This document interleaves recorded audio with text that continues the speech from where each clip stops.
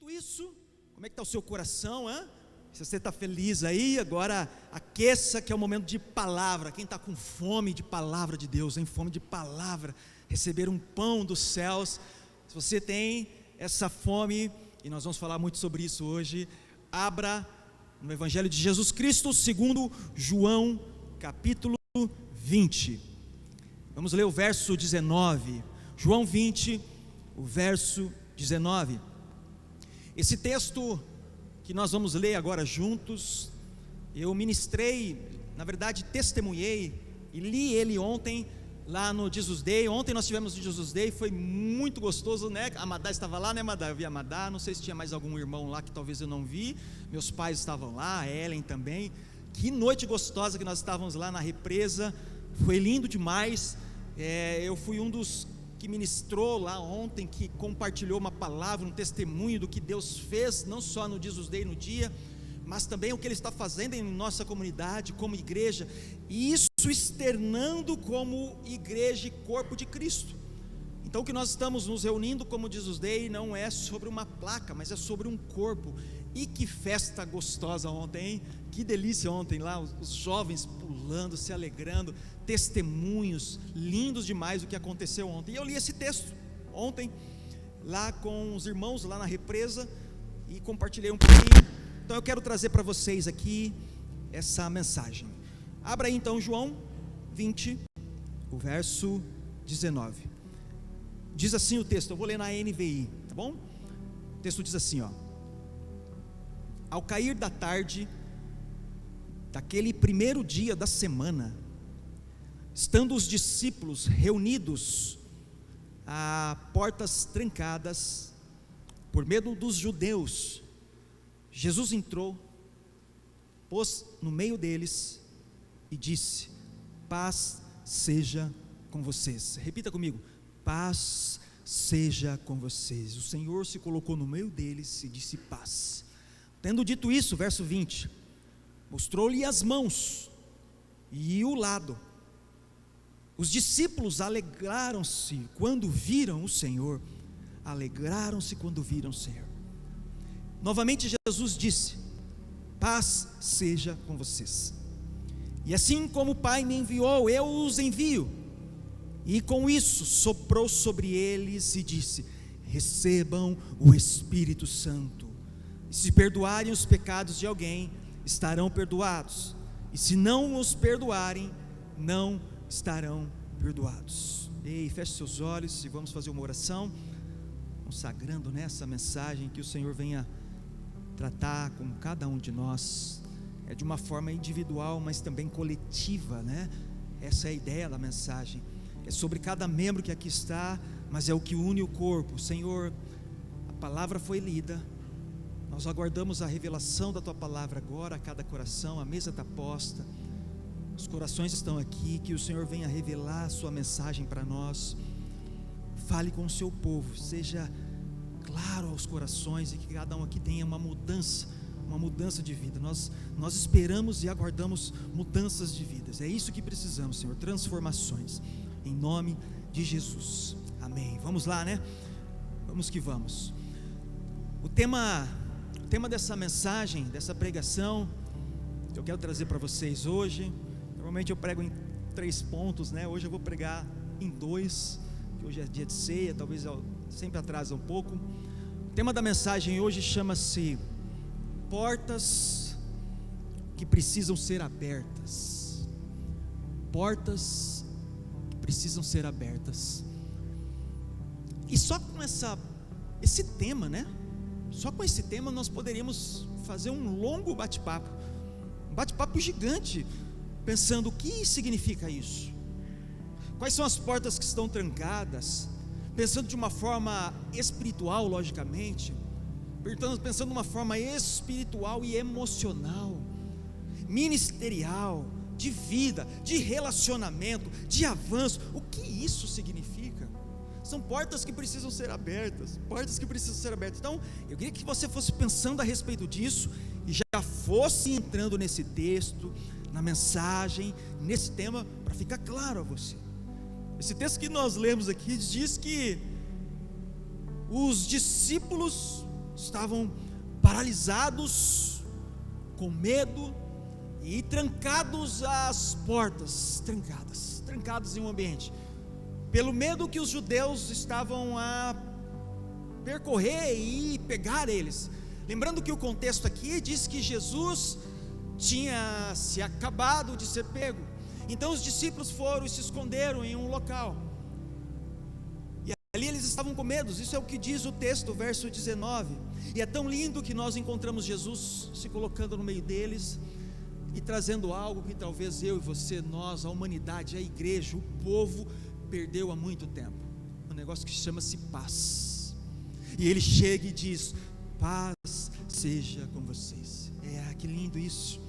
E não só isso, ele começa a mostrar algumas marcas, as marcas em suas mãos, a marca ao lado, e ele diz aquilo como uma forma de gerar uma relação e crer naquilo que eles estão vendo. E o Senhor ainda derrama algo, ele sopra sobre eles, e o Espírito Santo enche o coração daqueles homens. Então nós encontramos um contexto em que eles estão fechados, com medo, as portas trancadas, e a gente começa a pensar um pouquinho sobre isso, sobre o que o medo pode causar em nós. Quando nós nos trancamos em um lugar e fechamos a porta, normalmente nós queremos nos esconder de algo, de alguém, de um sentimento. Quando alguém vem falar conosco e nós estamos nesse momento de clausura, nós fechamos as portas, seja do coração, de um relacionamento, da mente, para algo novo que o Senhor quer fazer em nós. E o texto diz que eles estavam com medo. Interessante que eles estavam trancados pelo lado de dentro. O texto mostra isso.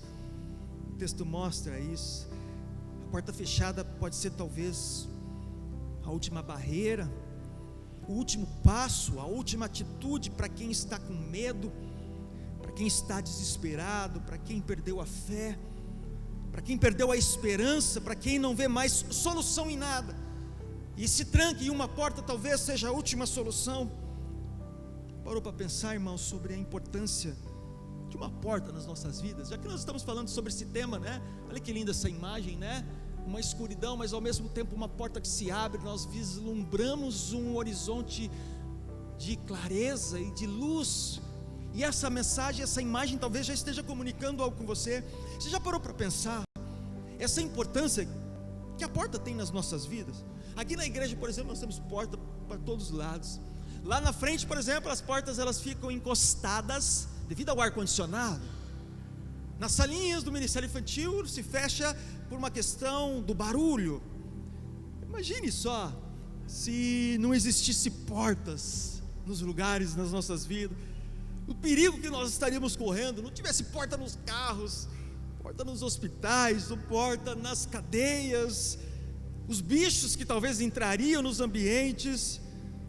Olhando sobre essa ótica, ela pode ser uma segurança. Uma porta significa segurança. Mas também quando nós estamos esperando uma resposta, talvez precisando de um emprego, e conseguimos alcançar, nós dizemos que Deus abriu uma porta. E aí nesse sentido, essa porta pode significar uma oportunidade. Mas também quando alguém está em uma cama de hospital, a única coisa que nós queremos sair é pelaquela porta que nós vemos quando você está acamado com soro e querendo sair daquele ambiente. Você vê aquela porta e você fala: eu só quero sair pelaquela porta. Talvez nesse sentido uma porta significa esperança.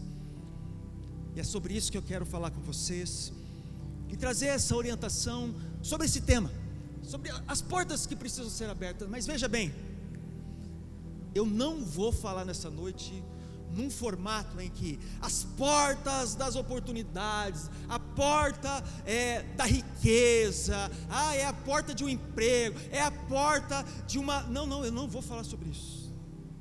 Eu não vou falar. Se possível, se o Senhor trazer aqui essa clareza, eu quero falar apenas de uma porta, que vai ser o segundo ponto que eu quero pregar. De uma porta apenas. Porque através desta porta vai dar sentido para toda uma vida. Então, antes de chegarmos no segundo ponto e falarmos sobre essa porta que vai dar todo um sentido de vida, eu quero construir algo com você. Eu quero construir algo. Abra a sua Bíblia em Apocalipse capítulo 3, verso 20, um texto super conhecido, hein? Se você é bom de Bíblia, você já vai saber sobre a igreja, sobre o que nós estamos falando e o que esse texto vai tratar. Apocalipse capítulo 3, verso 20.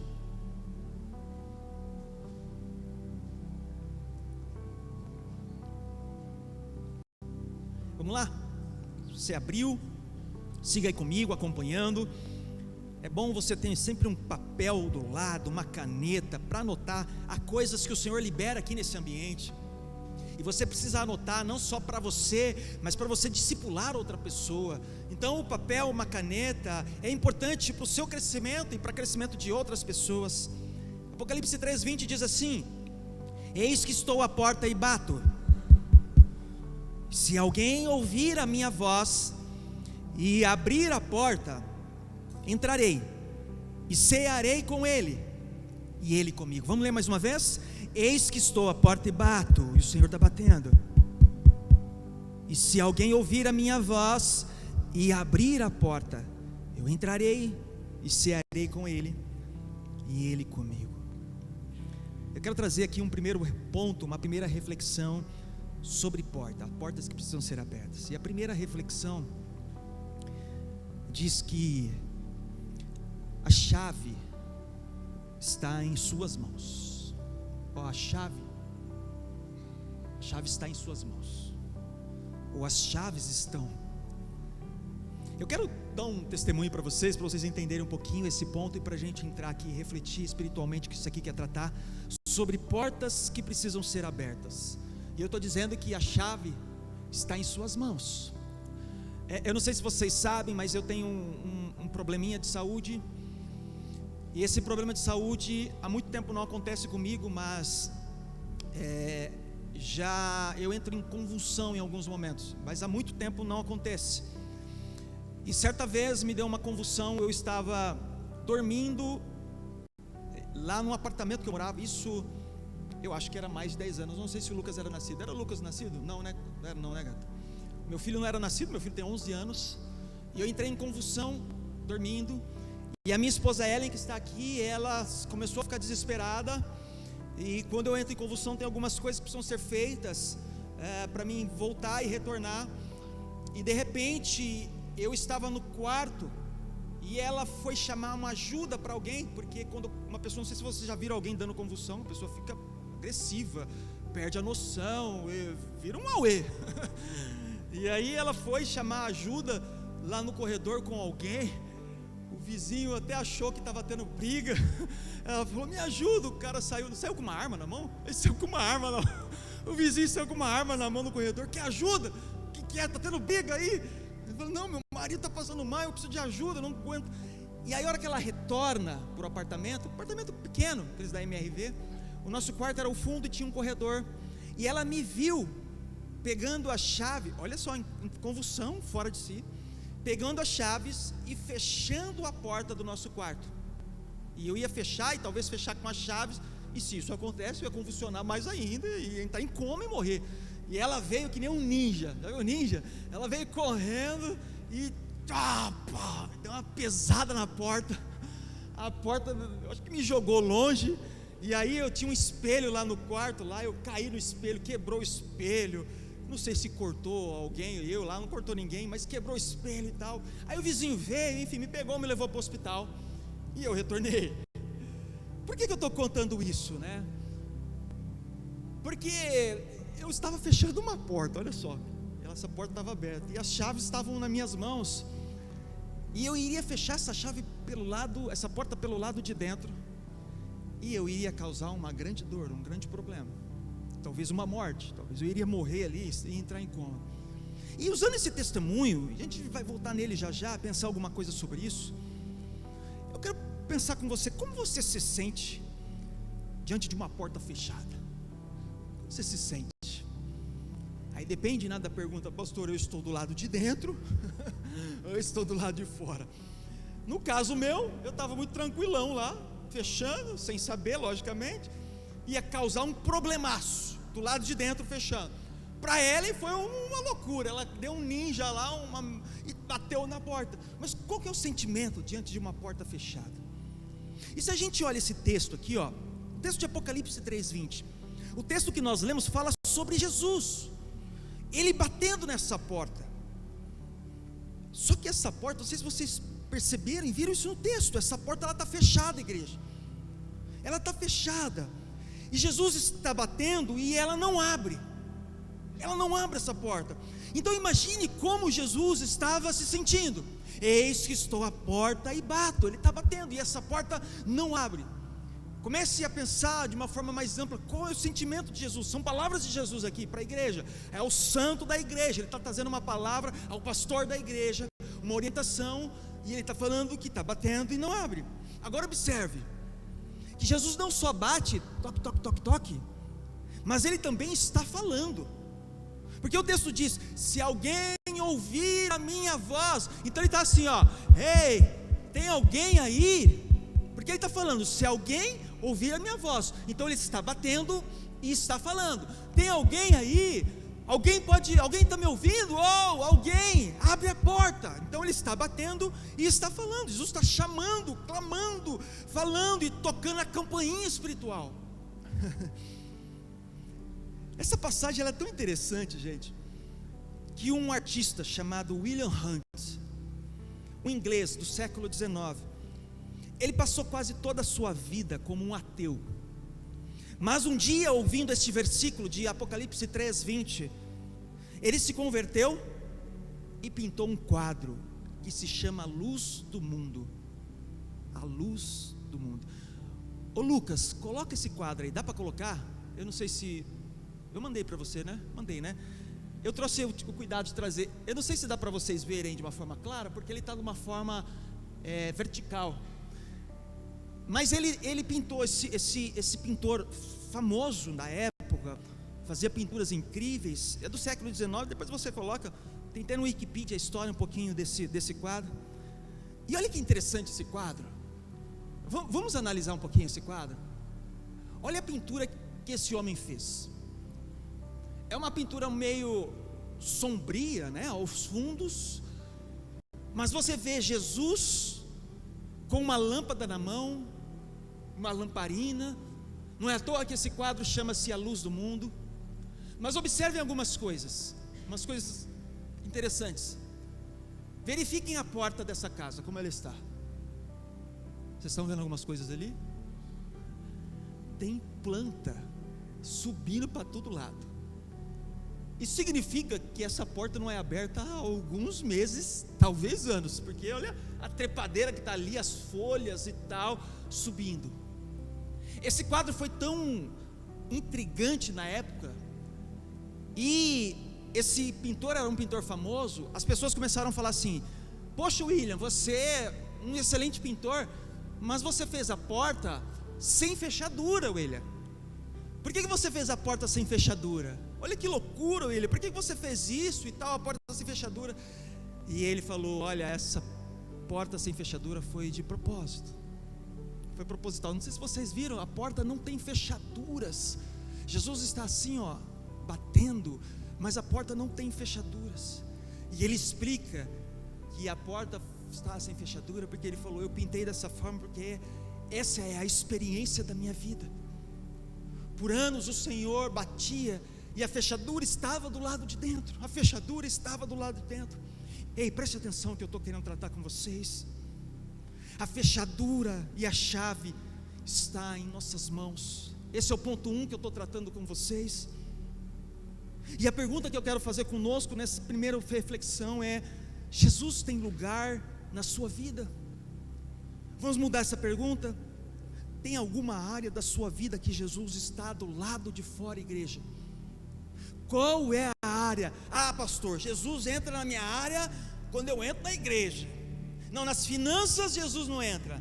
Ah, no celular passa longe. Relacionamento, nada. Qual é a área que Jesus está assim, ó, batendo? Qual é a área que ele precisa entrar? E esse texto que nós lemos, ele, de Apocalipse 3:20, ele está inserido a uma carta para a igreja de Laodiceia. Não sei se vocês conhecem esse texto, talvez está escrito aí no subtítulo. A Laodiceia era uma igreja rica, com recursos, com uma localização extraordinária, fica onde é a Turquia hoje. com uma medicina avançada. Lá tinha uma escola de medicina, não só uma escola de medicina, mas eles produziam lá um fármaco, que era um colírio e um produto otológico, que limpava e curava os olhos das pessoas e ajudava a ouvir, enxergar e ouvir. Olha que interessante isso. E eles tinham uma moda incrível lá, eles tinham as melhores lãs para as melhores roupas. Mas pasmem, essa igreja, ela tinha um problema seríssimo. E não é à toa que é a última carta para as igrejas que Jesus deixa. Essa igreja, ela não tinha nenhum problema teológico ou moral. Ela não tinha se perdido nas questões de heresias. Mas sabe qual que era o problema? Era um coração distante. Um coração distante. Essa igreja de Laodiceia, ela não tinha heresia, mas ela tinha apatia. Faltava o fervor. Ela estava acomodada e distante. Vem comigo, esse Apocalipse 3, nós estamos lendo, né?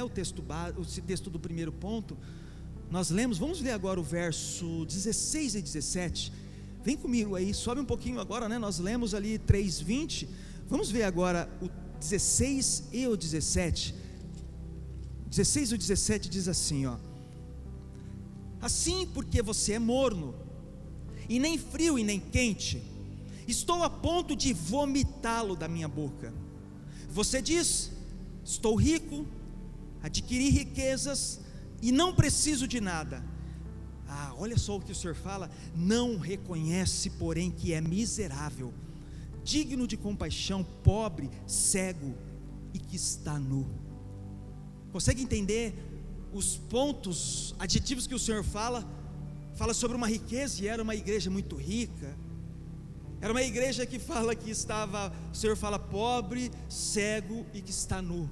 É um paradoxo diante daquela realidade, visto que eles tinham uma medicina aqui da visão, eles tinham as melhores roupas, e o Senhor traz um paradoxo comparativo com eles.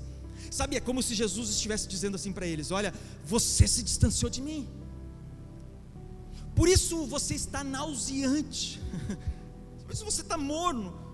Sabe, não é nem as águas quentes que vêm e nem as águas frias que vêm ali de Colossos. Quando chega aqui em Laodiceia, essas duas águas se encontram, ela fica nauseante. Se quem não soubesse, chegasse lá e falou: uma água em Laodiceia, vamos beber. A pessoa queria vomitar, estava náusea. É isso que Jesus estava querendo dizer para eles. Você não é intenso, por isso você não é inteiro. Jesus falando, sabe? Eu não suporto pessoas que se dizem ser meus, mas não são de todo o coração, conforme Jeremias 29:13. Sabe, igreja, é um insulto oferecer a Deus uma vida morna, um coração mais ou menos, uma entrega meia boca para Jesus, uma parte apenas da sua vida.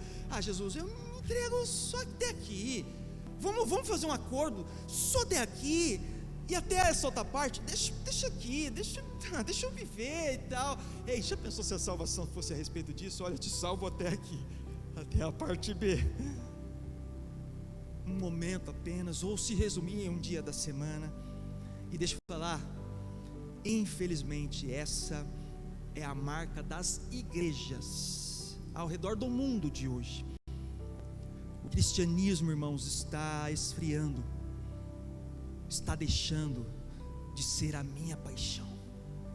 O cristianismo que no passado já foi a paixão das pessoas quando olhavam para Cristo, está deixando de ser a minha descoberta, a coisa mais importante, o amor mais incrível, a busca, a obediência, a dedicação, a intensidade, a gratidão está deixando para se tornar um ponto de encontro, um clube talvez, os encontros talvez uns pequenos grupos, talvez as reuniões, talvez nós nos reunimos, nós falamos, vamos nos reunir e tal, vamos cantar, vamos orar, a intenção parece ser verdade, mas nós estamos modificando tudo isso. Nós nos reunimos às vezes, ou seja para mentir, ou para falar mal, ou para fazer qualquer outra coisa, e não estamos comunicando os céus.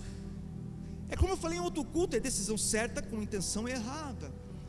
Ei, igreja, a maior marca de uma frieza espiritual, de um distanciamento, de um coração desconectado com o que Deus está fazendo, é quando nós, preste atenção nisso por favor, que é uma chave para você compreender. Puxa, nunca ninguém falou sobre isso, sobre esfriamento espiritual, sobre o distanciamento. Na verdade eu só chego e falo que eu sou cheio, que eu sou especial, que eu sou o mais bonito, que eu sou o mais e mais, e talvez nós estamos vivendo um outro evangelho. E a maior marca de uma frieza espiritual, de um distanciamento, de uma desconexão com o Senhor, com os céus, com o que Ele está fazendo, é quando você e eu, nós tomamos atitudes e decisões qual Deus não está inserido. É quando Deus não faz mais parte. É quando a nossa oração não é sobre um choro de arrependimento, de um clamor para vê-lo face a face. E Laodiceia era uma igreja com Cristo do lado de fora. E sabe o que é interessante quando nós olhamos Laodiceia? As bênçãos eles queriam, não é não? A prosperidade eles queriam, eles desejavam. E aí são guiados exatamente por essas coisas. Exatamente por essas coisas. Vamos ler esse texto inteiro aqui, essa carta de Laodiceia, né? Vamos lá. O verso 14 diz assim, vamos ler ele inteiro agora, para acompanhar e entender tudo isso que está acontecendo com essa igreja. O texto diz assim, ó: ao anjo da igreja em Laodiceia, escreva: estas são as palavras do Amém, testemunha fiel e verdadeira ao soberano da criação de Deus. Verso 15: conheça suas obras, e sei que você não é frio e nem quente. Melhor seria que você fosse frio ou quente. Assim, porque você é morno e não é frio e nem quente, estou a ponto de vomitá-lo da minha boca. Você diz: eu estou rico, adquiri riquezas e não preciso de nada. Não reconhece, porém, que é miserável, digno de compaixão, pobre, cego e que está nu. Eu dou-lhe este conselho: compre de mim ouro refinado no fogo e você se tornará rico. Compre roupas brancas e vista-se para cobrir a sua vergonha e nudez, e compre colírio para ungir os seus olhos e poder enxergar. Eu repreendo e disciplino aqueles que eu amo. Por isso, seja diligente e arrependa-se. E eis que estou à porta e bato. E se alguém ouvir a minha voz e abrir a porta, entrarei e cearei com ele e ele comigo. E ao vencedor darei o direito de sentar-se comigo em meu trono, e assim como eu também venci, sentei-me com meu Pai em seu trono. E aquele que tem ouvidos ouça e o que o Espírito diz às igrejas. Ei, Deus está procurando uma igreja, uma pessoa, uma cidade que está ouvindo a batida na porta e a sua voz a chamar. E quem vai abrir essa porta? Essa é a chamada para nós. E as chaves estão em nossas mãos. As chaves estão em nossas mãos. As chaves estão em nossas mãos. Eu quero ler um texto com vocês.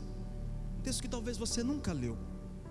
Cântico dos Cânticos, capítulo 5. Talvez você nunca leu esse texto. Eu quero trazer uma luz sobre isso que eu estou falando. O Cântico dos Cânticos fala sobre um homem, uma mulher, um namoro. Os primeiros capítulos fala sobre um namoro, e conforme o livro, os capítulos vão avançando, eles se casam. Então começa-se o Cântico dos Cânticos sobre o noivo ali, a noiva, e de repente eles se casam, e este enamorado se torna o seu marido. Conta aqui no capítulo 5, eles já estão casados. E aí nós vamos ler agora Cântico dos Cânticos, e olha o que esse texto fala.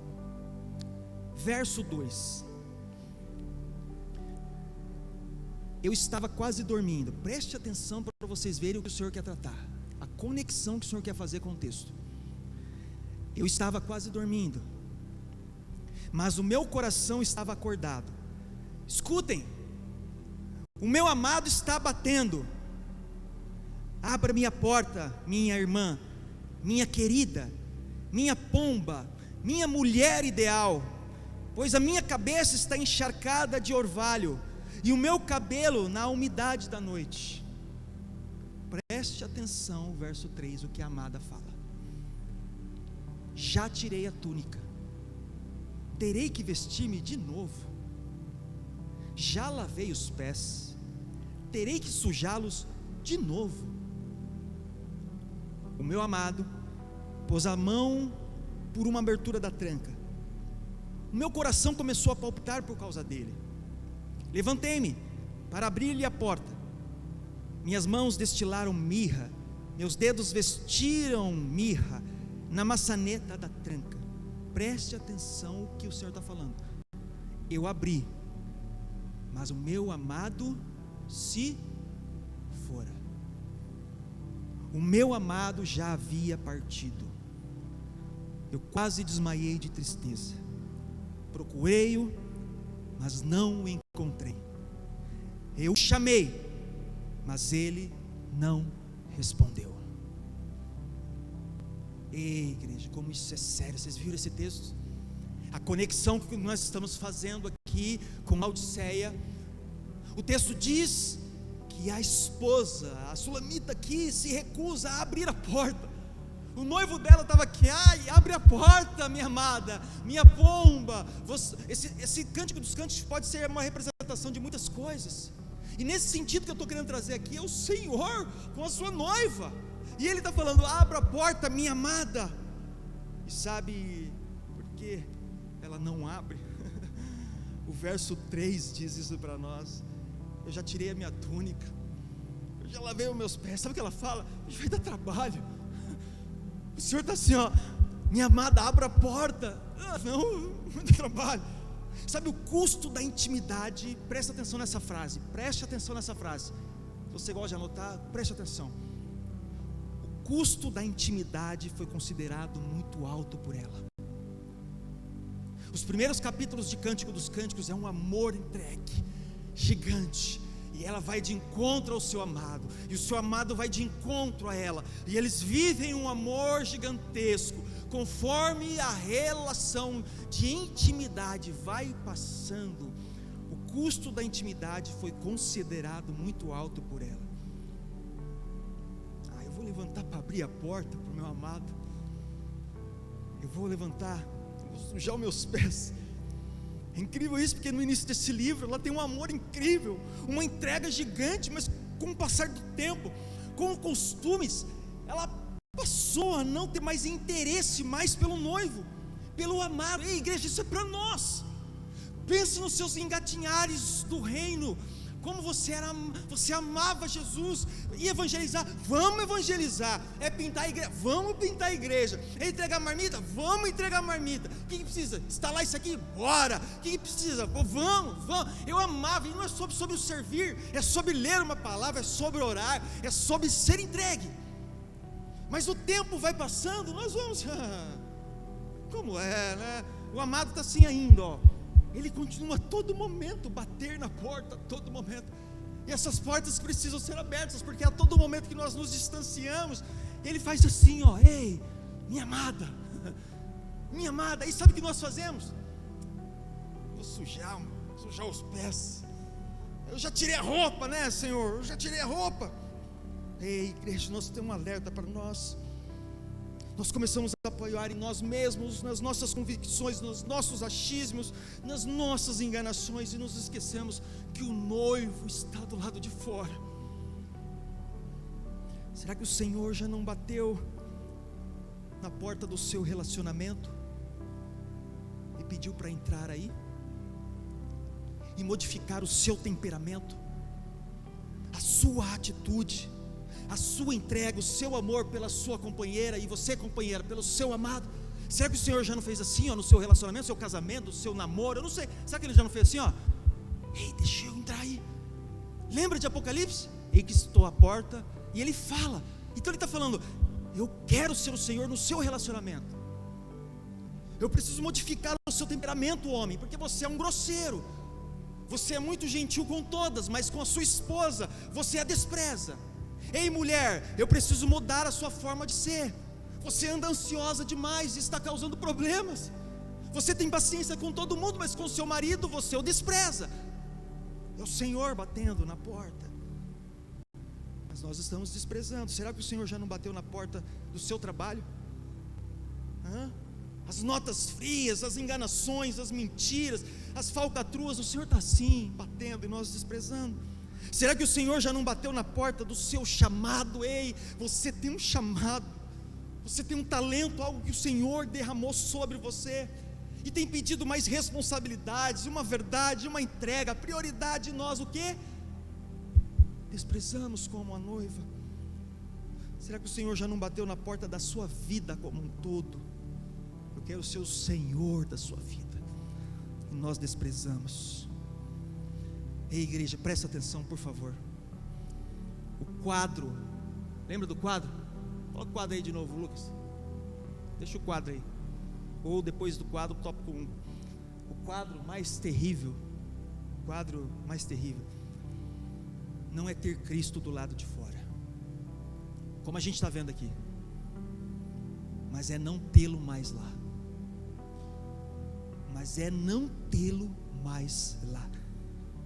É quando Ele não vai bater mais na porta. É quando isso aqui parar. Esse é o quadro mais terrível.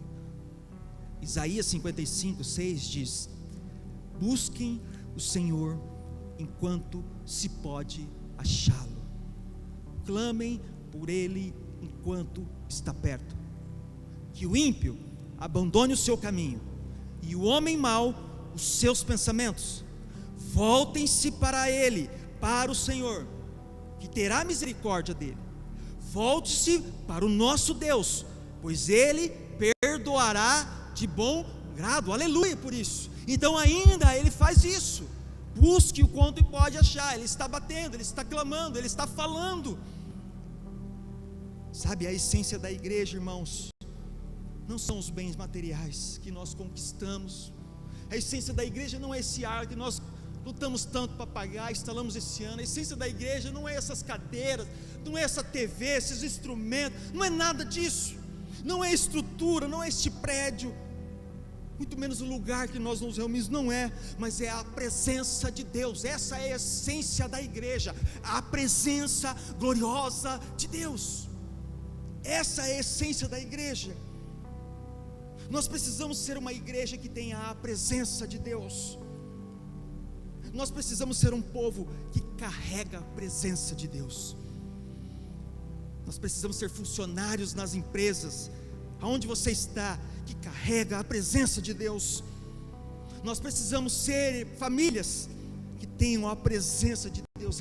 Como uma família diferente quando tem um sacerdote dentro dela, uma mulher que carrega a presença de Deus, um homem que carrega a presença de Deus, um jovem que carrega a presença de Deus. Gente, ontem lá no Jesus Day, vários jovens estavam lá, nós tivemos um momento de oração. Eu vi um jovem pequenino, mais novo que meu filho Lucas talvez, e ele foi à frente e ele começou a chorar. Estava lá chorando assim, de mãos abertas. Nós estávamos orando, os pastores, e de repente eu olho para ele, a mãe dele estava atrás assim, intercedendo por ele. Eu não sei o que aconteceu, mas ele estava chorando. Presença de Deus, presença. Quanto tempo nós não derramamos uma lágrima? A chave para essa porta está em nossas mãos. É o ponto 1 que nós estamos. O seu e o meu papel é apenas abrir essa porta. Salmo 95:6 diz assim: venham, adoremos prostrados e ajoelhemos diante do Senhor, o nosso Criador, pois Ele é o nosso Deus. Nós somos o povo do seu pastoreio, o rebanho que Ele conduz. Amém? Por isso, hoje, se vocês ouvirem a sua voz, verso 8, preste atenção, não endureçam o coração. Ei, você apenas abra, não feche. Sabe o que isso está querendo dizer? Isso aqui ele repete lá em Hebreus, quando ele vai tratar com o povo. Ele está falando assim, não endureça, não fecha. Você está ouvindo? O nosso papel é se prostre, é o que está no verso 6. Venha, adore a Ele. Nós iniciamos o louvor, olha, apenas dizendo Jesus. Nós finalizamos o louvor dizendo apenas Jesus. A mesa está posta por Ele, é uma lembrança, é memória sobre Ele. Então o verso 6 diz: vem, se prostre diante dEle. Ele é o nosso Criador, Ele é o nosso Deus, e nós somos o povo dEle. Ele é o nosso pastor, é o que está no verso 7. E aí ele diz assim, não endureça o coração. Você está ouvindo a voz, não feche essa porta. É isso que está querendo dizer. As portas precisam ser abertas. Então você está fechando esse coração. Não feche, não endureça. Isso que o texto está querendo dizer. Não endureça o coração. Ouça, tenha atitude, entenda o que o Senhor está falando. Sabe qual que é o nosso papel? Tem uma frase que o Senhor nos deu aqui para a nossa comunidade, e nós estamos caminhando sobre essa fase desde o segundo semestre agora. Como que é essa frase? Vamos ver se alguém lembra. Se preocupe com o comum, que Deus fará o extraordinário. Essa é a nossa frase, esse é o nosso lema. É a nossa forma de ser. Se preocupe com o comum, que Deus fará o extraordinário. E Deus fará o extraordinário. Tem algo a acontecer aí, que precisa acontecer na sua vida? É uma porta que precisa ser aberta? Será que o Senhor já não está exercitando isso em nós? Coloque a imagem A, Lucas, a imagem A. Sabe, nessas imagens que eu vou colocar aqui para vocês, para a porta de Moisés foi um passo a mais em direção ao Mar Vermelho. O milagre estava assim, pisa, toca com o cajado, que o mar vai abrir, Moisés. Pisa, toca com o cajado, que o mar vai abrir. Ei, será que o seu milagre, o milagre que você tanto precisa, diante de você existe um mar intransponível, um mar que você vê, Senhor, eu não vejo solução. Atrás de você está os egípcios, que lhe causa medo. Na frente o mar, atrás os egípcios. Mas isso talvez está gerando uma chave. Ei, chave que abre portas, presta atenção.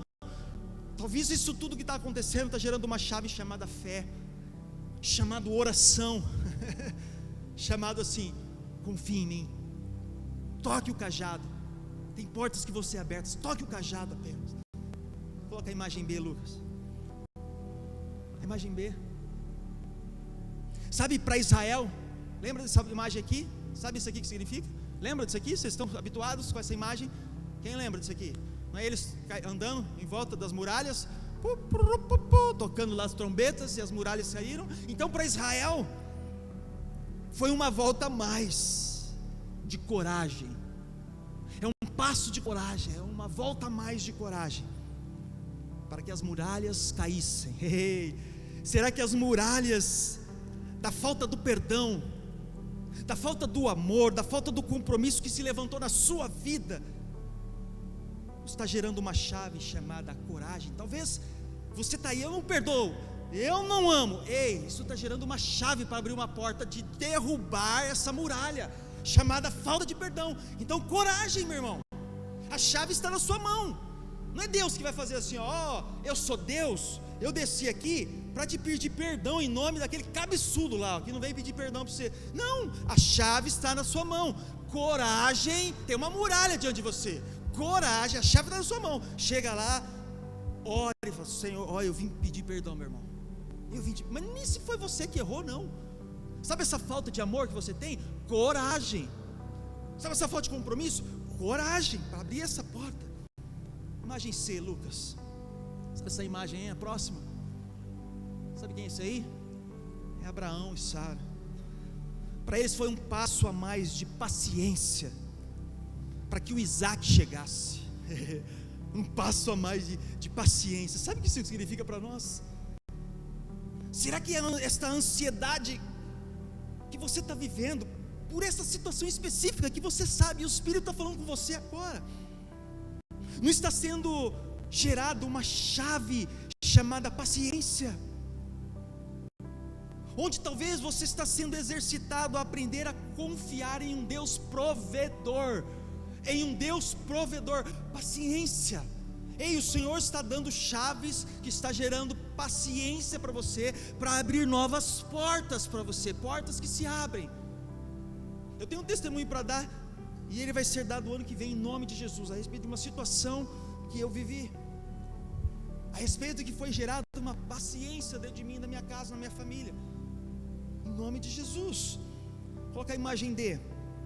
Ei, essa imagem, presta atenção nessa imagem. Sabe quem é esse cara aí? Daniel. Para Daniel foi um passo de fé, em uma cova com feras mais assustadoras, mas Deus fechou a boca daqueles leões. Cara, fica imaginando a cena, porque a Bíblia diz que não tirou a fome do leão, a Bíblia diz que Deus fechou. Então imagina o leão assim, ó, cheirando Daniel, só que a boca dele não abria. Imagina isso, cara.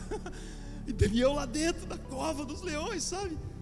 Será que a cova da insegurança, do medo que você está, não está sendo gerada uma chave para abrir uma porta chamada fé, e você ir mais aos pés de Jesus? Coloca a imagem E. Esse é Naamã, apesar de não parecer, foi a imagem que eu coloquei. É Naamã. Foi um próximo mergulho para limpá-lo e trazer pureza novamente. Ei, será que não é tempo de quebrar o orgulho, igreja? Quebrar o orgulho, dar um mergulho a mais no Jordão da comunhão, na família da fé chamada igreja, em um pequeno grupo. Você participar de um pequeno grupo, eu não participo, não tem tempo. O orgulho, você precisa mergulhar, é uma chave que está sendo colocada em você, sabe, para limpar essa lepra chamada preguiça, ingratidão, orgulho. Você precisa se relacionar com pessoas. A igreja, nós não temos as chaves da salvação, da mudança, da transformação que precisa acontecer em mim, em nós. Mas saiba de algo, você não tem, mas saiba de algo, presta atenção: Ele proverá. Ele proverá. Pastor, e como agir? O que fazer, pastor? Qual deve ser a nossa atitude? Isso me leva para o segundo ponto, e vou pregar só em 2 pontos hoje. Isso me leva para o segundo ponto. A segunda reflexão é que a fome te faz, pode colocar o segundo, isso. A fome te faz abrir a principal porta. A fome te faz abrir a principal. Pastor, eu não estou entendendo nada. Você estava lá e falou de fome. Calma, filho. Calma, Provérbios capítulo 27. Nós vamos ler Provérbios, aí depois você coloca essa imagem de novo aí, tá, Lucas, do ponto 2. Abra comigo Provérbios 27, verso 7.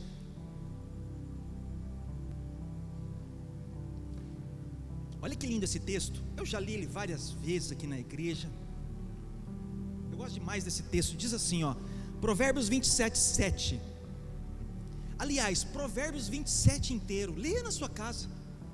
Você vai ver ali, cada versículo tem um ensino poderoso ali.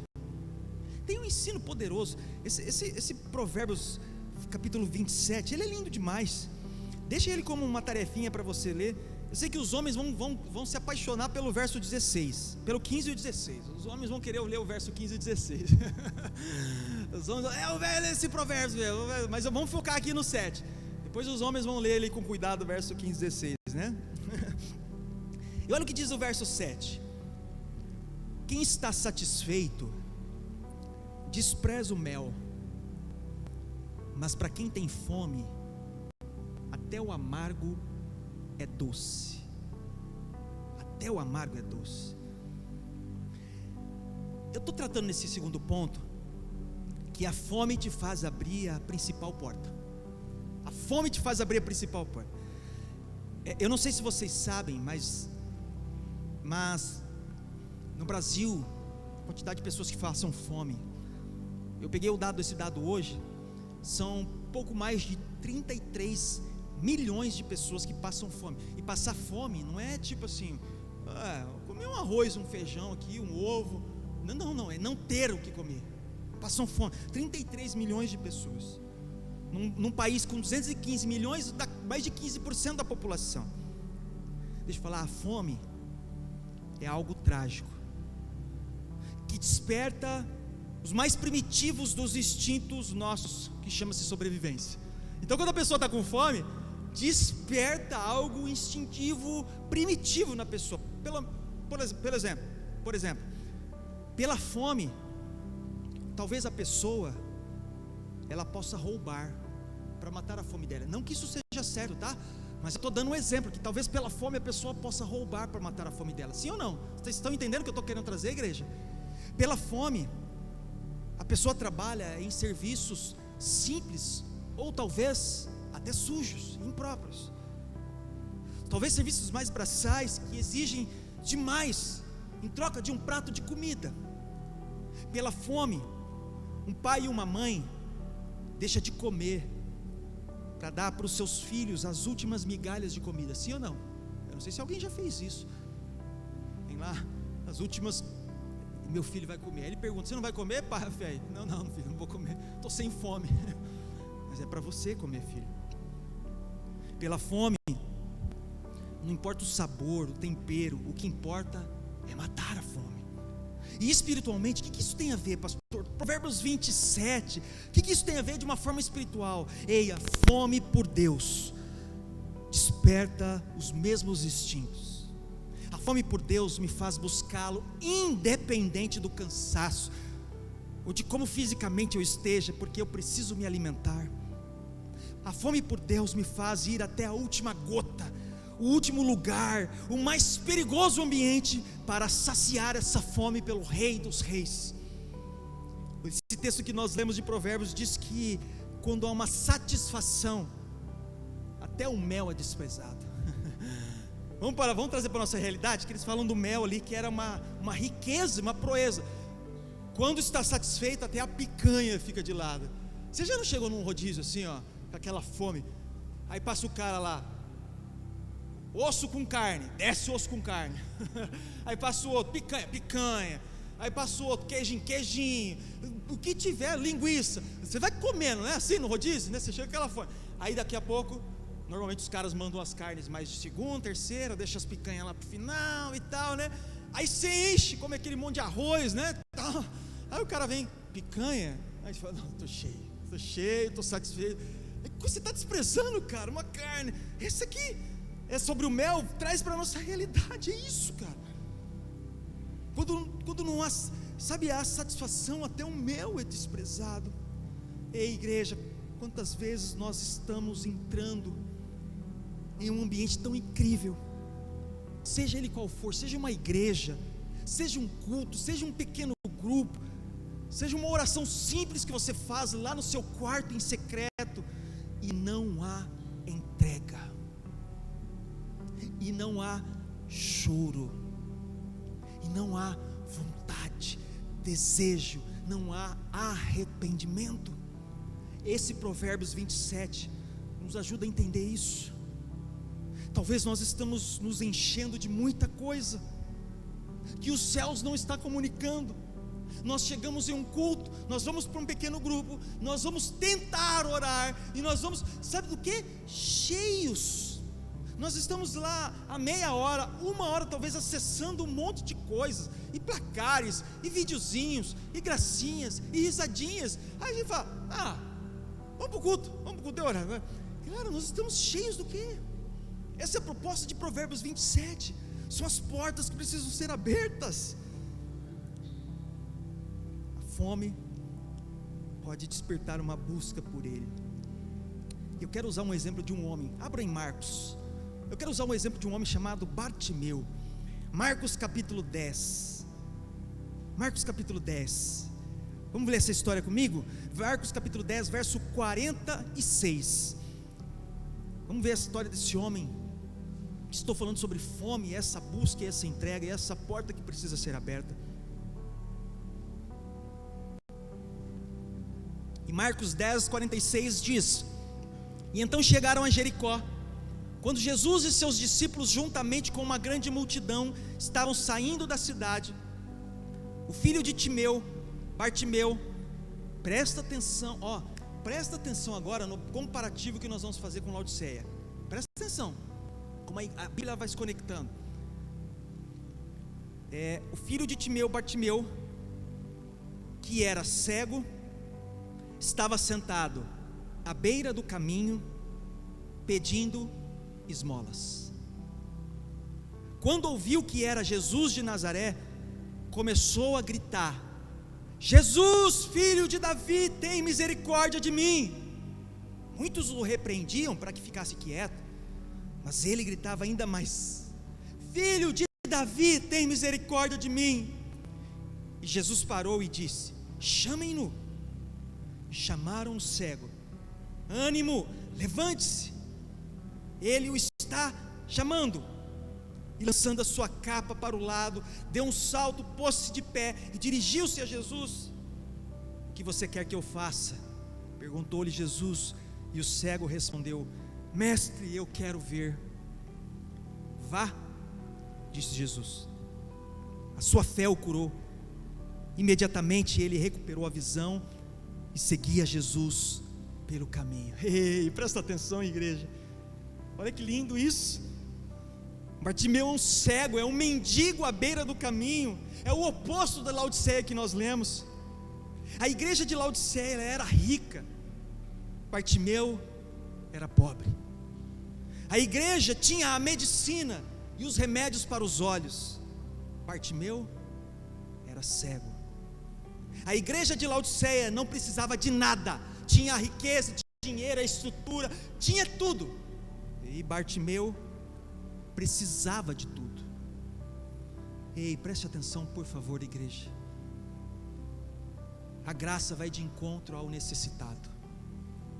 A graça vai de encontro ao necessitado. Só enxerga quem está desesperado por Deus. Só recebe quem o busca de todo o coração. Só deseja o alimento quem tem fome. Quem tem fome.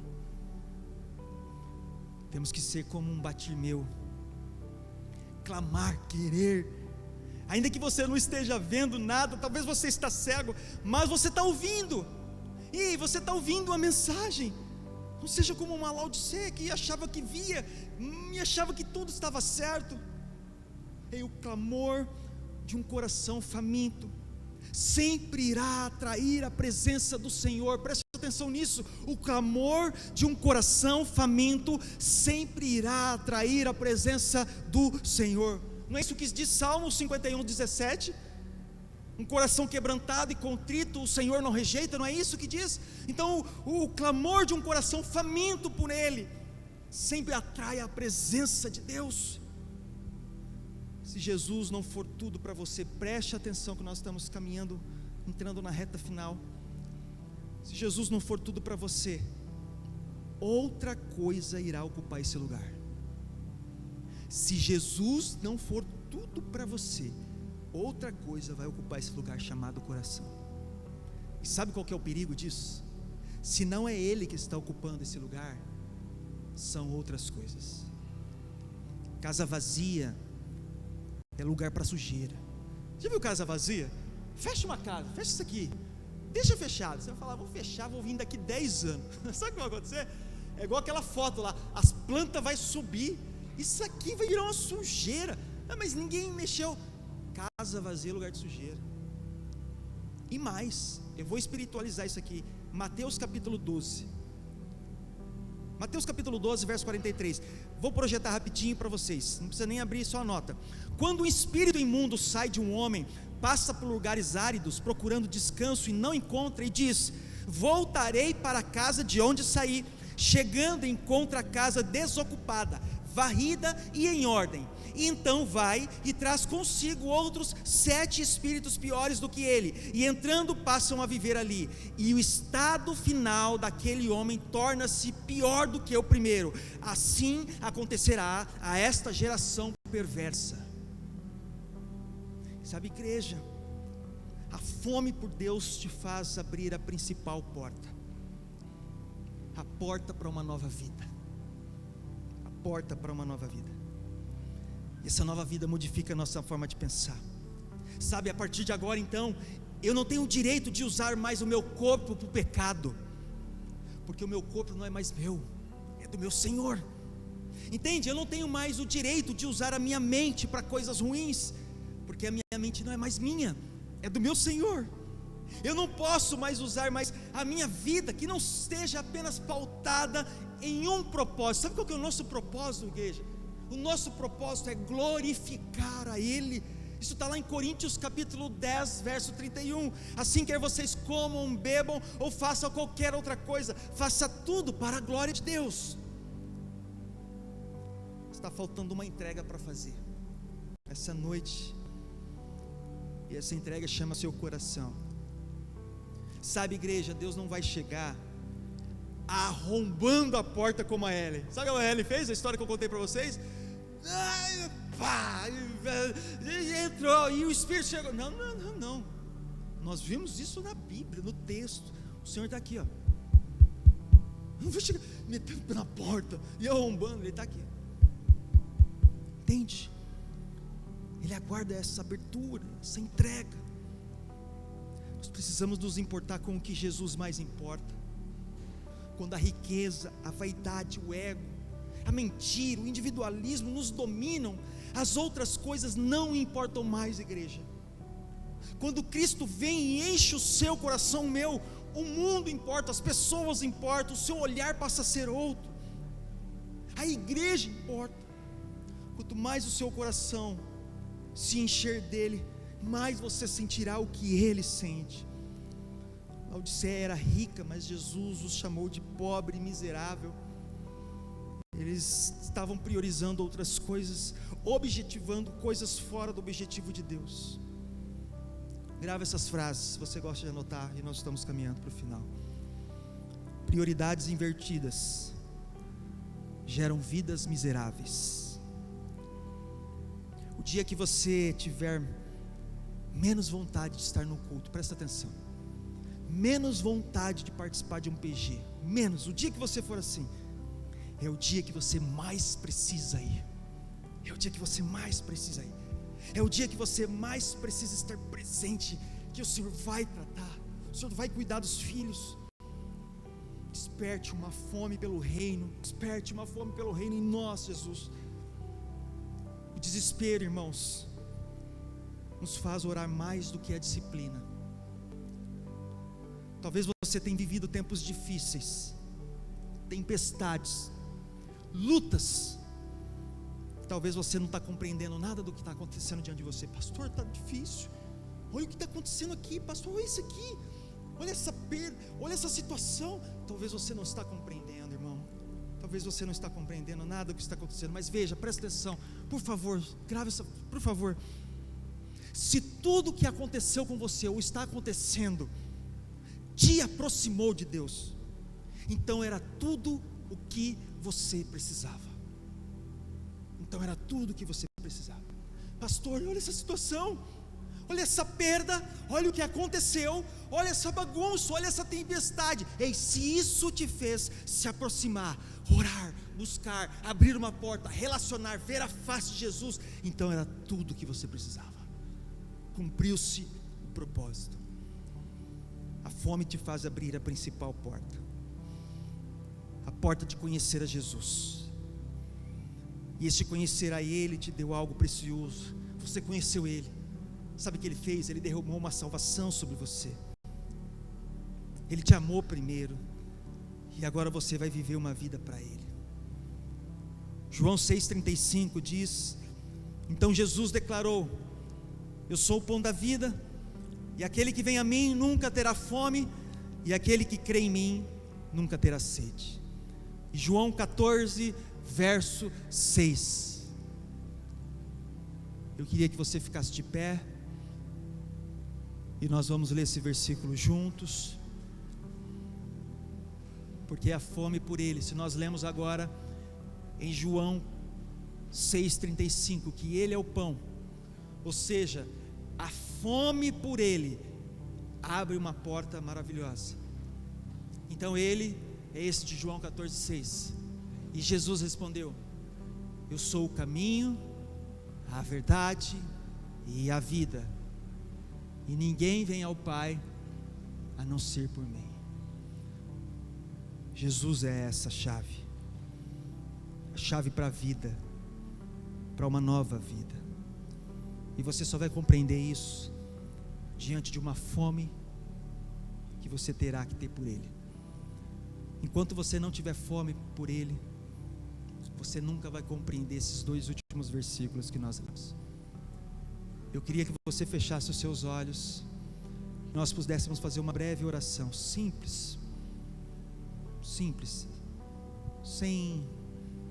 nenhum indicativo, apenas uma oração do seu coração. Eu queria que você abrisse o seu coração agora e a sua boca e declarasse: Jesus, eu preciso de Ti.